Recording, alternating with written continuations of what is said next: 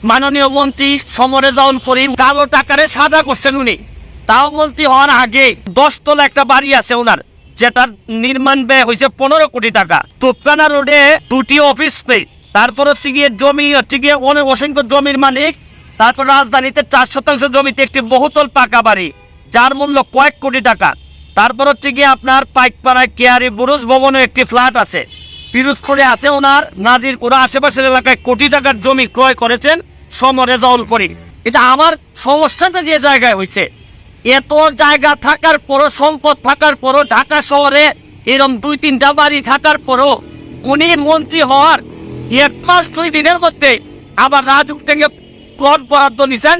তাও আমার কথা হচ্ছে যে কত টাকা লাগে একটা মানুষের। এই যে মৎস্য ও প্রাণী সম্পদ মন্ত্রণালয়ের তথ্য অনুযায়ী উনার জন্ম কিন্তু হচ্ছে 1962 সালে। 71 সালে যদি মুক্তিযুদ্ধ হয়ে থাকে তাহলে উনার বয়স হয় মাত্র 9 বছর। 9 বছর বয়সে উনি মুক্তিযোদ্ধা কিভাবে হলেন আমার জানা নাই, কারণ আমার মেয়ের বয়স 9। এই মেয়েকে স্কুলে পাঠাইতে গেলে একটা মানুষকে দিয়ে আমার স্কুলে পাঠাইতে হয়। তাহলে আমি কোনোভাবে মিলাইতে পারতেছি না যে 9 বছর বয়সে উনি কিভাবে মুক্তিযোদ্ধা হইলেন। এটা আমার কোনোভাবে মিলতেছে না। ডিজিটাল বাংলাদেশ দরকার, কিন্তু ডিজিটাল ব্যবস্থার অপব্যবহার করে যারা, তাদেরও বিচারের জন্য যদি ব্যবস্থা না হয়, সেটাও কিন্তু এক প্রকার দায় মুক্তি তাদের জন্য হয়ে যায়।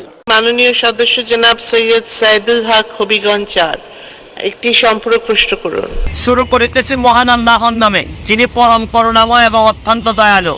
মৎস্য ও প্রাণী সম্পদ মন্ত্রী তিনি হচ্ছেন গিয়ে আমাদের মাননীয় মন্ত্রী সমরেজাউল করিম। উনি হচ্ছেন গিয়ে আমার জন্য একটি আইডল, আদর্শের জায়গা বলতে পারেন। আমি ওনাকে আদর্শ হিসাবে মনে করি এবং মনে করতাম আগে থেকে।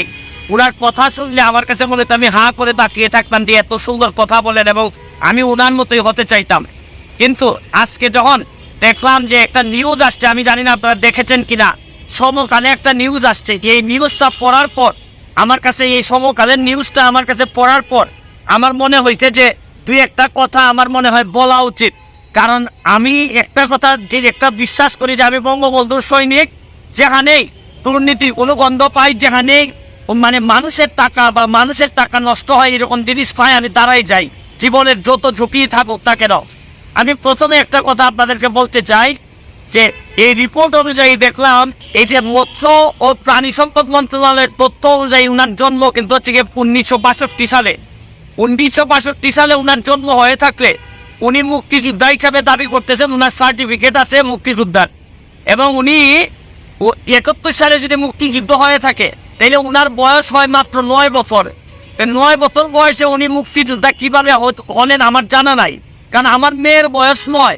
এই মেয়েকে স্কুলে পাঠাইতে গেলে একটা মানুষকে দিয়ে আমার স্কুলে পাঠাইতে হয়। তাহলে আমি কোনোভাবে মিলাইতে পারতেছি না যে 9 বছর বয়সে উনি কিভাবে মুক্তিযোদ্ধা হইলেন। এটা আমার কোনোভাবে মিলতেছে না, প্রথম প্রশ্ন। পরের প্রশ্ন হচ্ছে গিয়ে দেখেন, উনি দেখলাম রিপোর্ট অনুযায়ী কালো টাকারে সাদা করছেন উনি, তাও মন্ত্রী হওয়ার আগে। আচ্ছা ধরে নিলাম যে ওনার টাকা আছে, অনেক টাকা আছে, উনি স্বনামধন্য আইনজীবী। এখন কালো টাকারে তিনি সাদা করেন, তার পক্ষে কিন্তু উনার মন্ত্রণালয়ে যত মানুষ দুর্নীতিবাজ আছে, যারা কালো টাকার মালিক, তাদেরকে তো নৈতিকভাবে উনি কোনো কথাই বলতে পারবেন না, কারণ উনি নিজেই তো কালো টাকার মালিক ছিলেন, যেটা উনি সাদা করছেন এই রিপোর্ট অনুযায়ী এখানে স্পষ্ট আছে। এরপরে আমি আপনাদেরকে আরো জিনিস দেখাইতে চাই। আশ্চর্য লাগে যে একটা মানুষ, উনি নিশ্চয়ই আমাদের চেয়ে অনেক ধনী, ওনার সম্পদের হিসাবটা আমি একটু এখান থেকে আপনাদের কাছে পড়তে চাই। যে ওনার হচ্ছে গিয়ে রাজুকের 854 নম্বর দাগে হচ্ছে গিয়ে 10 তলা একটা বাড়ি আছে ওনার, যেটার নির্মাণ ব্যয় হয়েছে 15 কোটি টাকা। তুপকানা রোডে ওনার হচ্ছে গিয়ে 2টি অফিস স্পেস, তারপর হচ্ছে গিয়ে জমি হচ্ছে গিয়ে অসংখ্য জমির মালিক। তারপর রাজধানীতে 4 শতাংশ জমিতে একটি বহুতল পাকা বাড়ি, যার মূল্য কয়েক কোটি টাকা। তারপর হচ্ছে গিয়ে আপনার পাইকপাড়ায় কেয়ারি বুরুজ ভবনে একটি ফ্ল্যাট আছে। পিরোজপুরে আছে ওনার নাজিরপুরা, আশেপাশের এলাকায় কোটি টাকার জমি ক্রয় করেছেন সমরেজাউল করিম। আমার কথা হচ্ছে যে উনি হয়তো অনেক ধনী হইতে পারেন, ওনার এই জায়গা সম্পত্তি থাকতে পারে। এটা আমার সমস্যাটা যে জায়গায় হয়েছে, এত জায়গা থাকার পরও, সম্পদ থাকার পরও, ঢাকা শহরে এরকম 2-3টা বাড়ি থাকার পরও উনি মন্ত্রী হওয়ার 1 মাস 2 দিনের মধ্যে আবার রাজুক থেকে প্লট বরাদ্দ নিছেন। তাও আমার কথা হচ্ছে যে কত টাকা লাগে একটা মানুষের, কত টাকা হইলে মানে এটা তো হচ্ছে কি এই বরাদ্দ তো নিবে যারা হচ্ছে গিয়ে ধরেন হয়তো বেআইনি উনি কিছু করেন নাই, কিন্তু এত জায়গা সম্পত্তি থাকার পরে একটা মানুষের আবার এই জায়গা নিতে হয়, এইটা আমার কাছে মনে হয়েছে যে এটা কঠিন বাস্তবতা। আমি এই রিপোর্টটা এখনো বিশ্বাস করতে চাই না, কারণ উনি এখনো আমার আইডল। আমি মনে করি উনার যেভাবে উনি কথা বলেন আমি এখনো বিশ্বাস করতে চাই। আমি বিশ্বাস করি উনি এই সমকালের যতগুলা লেখা আসছে এইটার একটা প্রতিবাদ দিবেন অথবা এদের বিরুদ্ধে মামলা করবেন যদি এই কথাগুলো সত্যি হয়ে না থাকে।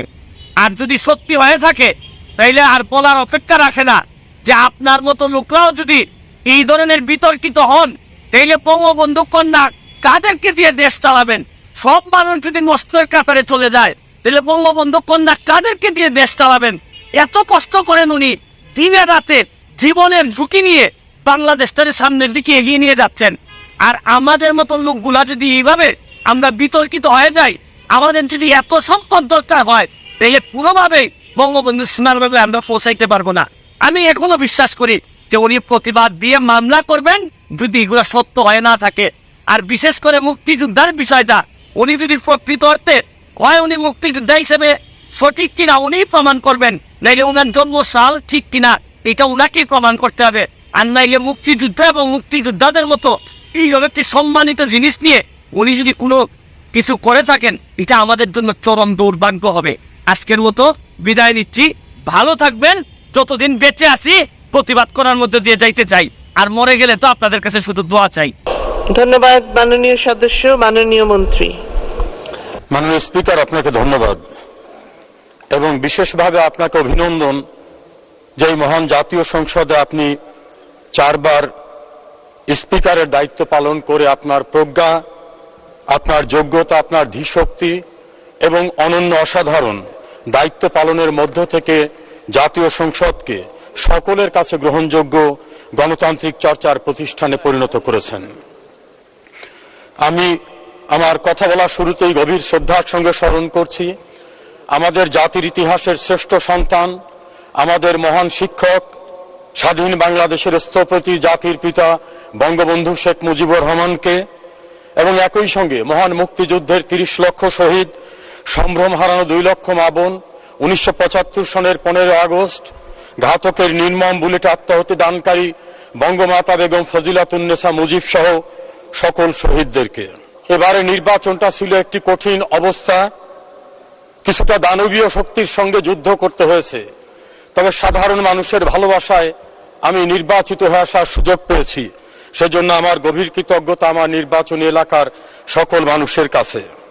মাননীয় প্রধানমন্ত্রী শেখ হাসিনার নেতৃত্বে যদি গণতান্ত্রিক প্রক্রিয়াকে সুসংহত করার জন্য নির্বাচন অনুষ্ঠিত না হতো তাহলে বাংলাদেশের সাংবিধানিক শূন্যতা দেখা দিত। বাংলাদেশ আজ বিশ্বের কাছে উন্নয়নের রোল মডেল। আজ বাংলাদেশে কেউ অপরাধ করে দাম্ভিকতার সঙ্গে বলতে পারে না আমি অপরাধ করেছি, কেউ কিছু আমাকে করতে পারবে না। আমার বিশ্বাস এই ধারাকে অব্যাহত রাখতে বাংলাদেশের মানুষের আশা আকাঙ্ক্ষার একমাত্র আশ্রয়স্থল শেখ হাসিনা।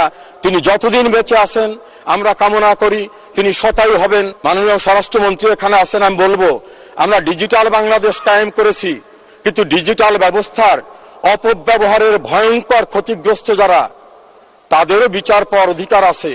আমি একটি মামলায় মাননীয় স্বরাষ্ট্রমন্ত্রীর কাছে বারবার গিয়েছি, পুলিশের সংশ্লিষ্ট কর্তৃপক্ষের কাছে গিয়েছি। আসামিরা স্বীকারোক্তি করার মামলায় 3 বছরে চার্জশিট দেওয়া হয় না।